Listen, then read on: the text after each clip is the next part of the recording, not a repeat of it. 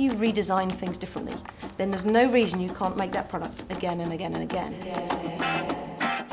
You're about actually barging into the capitalist system. When we get there, this will work, and it will work in the long term. You could have done so many things when you came back from sailing around the world. Why the Foundation? The Foundation for me was a culmination of something that I learned from sailing. If you're faced with running out of something, surely the solution is to use less, but it doesn't solve the problem.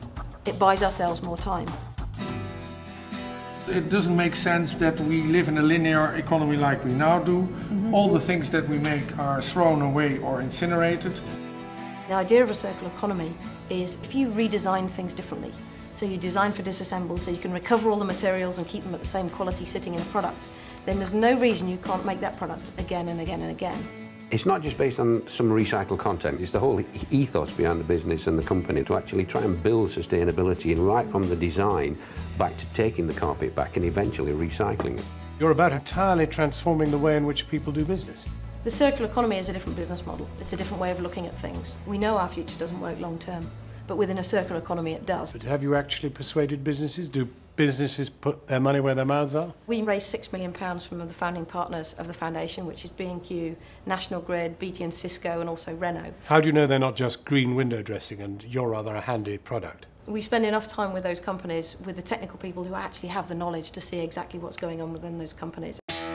Renault is already doing a lot of things towards circular economy. We want to make sure that the car will be dismantled in the proper way and that the materials could be used and reused for other applications. It's amazing to see that a CEO like Ewan Sutherland can stand up on a platform and say, in the future, retailers like B&Q may not sell anything anymore. That's a paradigm shift. Just rent it. But you've got a culture that wants a new model every year. If that material that's put into that product is recoverable, then there's no reason you can't have the latest model. It's about design.